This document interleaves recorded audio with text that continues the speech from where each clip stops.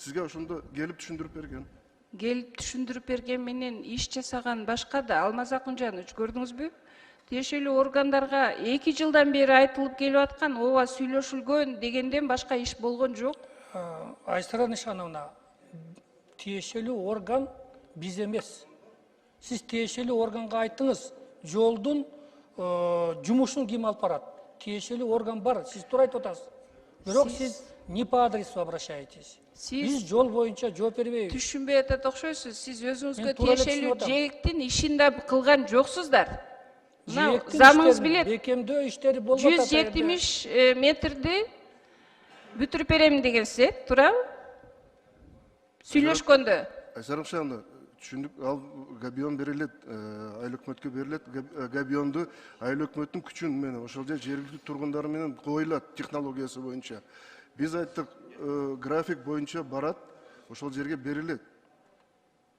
График боюнча. Габион бар. Биринчи процедураны кыскача бүтүрүп алыңыз оюңузду.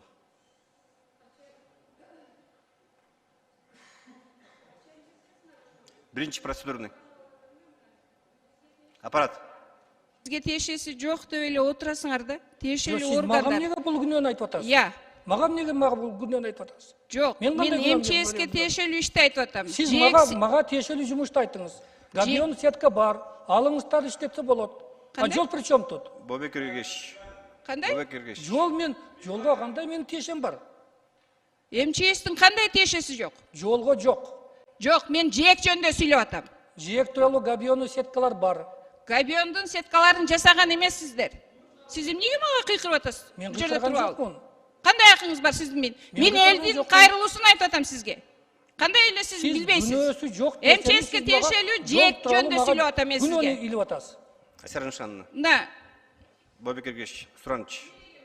Бирке этиканы сактайлык, бири-бирибизди сыйлайлык. Сураныч. Мен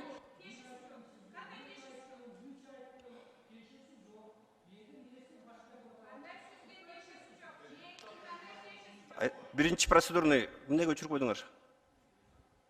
Жээктин кандай тиешеси жок сизге? Жок, жээк боюнча 2 жылдан бери мына жасайбыз деген 170 метрди жасаган жоксуздар деп атам мен. Айсара Нышановна, жасала турган иш ал бар эмес, жок.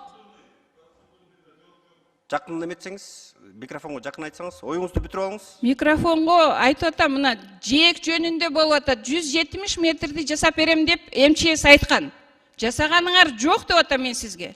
Сиз айтып атасыз, мага тиешеси жок деп. Кантип сизге тиешеси жок? Айсара Нышановна, сиз процедураны сүйлөп атасыз. Сиз айта турган оюңузду бүтүрүп, анда мага кирсин, мен ушулар менен такташып алайын. Мына Алмаз Акунжанович, көрдүңүзбү? Минтранс мага тиешеси жок дейт. Мына ушул боюнча фракцияда дагы сөз болгон. Мага тиешеси жок бул жээктин дейт. А МЧС мага тиешеси жок дейт. Бул кандай? Кандай болбойт? Анда кимге тиешеси бар? Андай болбойт. Ар бир объектинин мен башка бирөөгө кайрылдым мен уже. Бобек Эргеш, мени карасаңыз. Бобек Эргеш. Бобек Эргеш. Ким жооп берет? Эмне деп атат бул киши? Мен чөтө түшүнгөн жокмун. Айсара Нышановна, сиз процедурадан суроо бербеңиз. Сиз оюңузду бүтүрүңүз. Мен бияка кайрылып атам, Алмаз Акунжанович. Же протоколдук тапшырма бериңиз, же болбосо кагаз түрүндө мага жооп бериңиз деп айтып коюңуз. Алмаз Акунжанович, процедурага жооп бербейсиз. Мен сизге кайрылып атам. Кимге тиешелүү анда? Бул МЧСке тиешеси жок экен. Мага айтпаңыз деп атат. Бул киши кандай иштейт билбейм. Минтранска айтылган.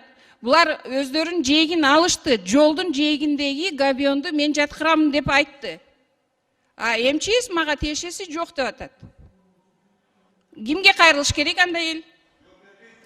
Жооп бербей эле койгула, мен Алмаз Акунжановичке айтып атам. Кагаз түрүндө жооп берип коюңуздар. Макулбу? Алмаз Акунжанович. Айсара Нышановна, түшүндүк. Биз азыр келип сизге жооп беребиз. Бул эми бүткөндөн кийин. Калганын кагаз жүзүндө да беришет. Минтранс, МЧС өз багыттары боюнча.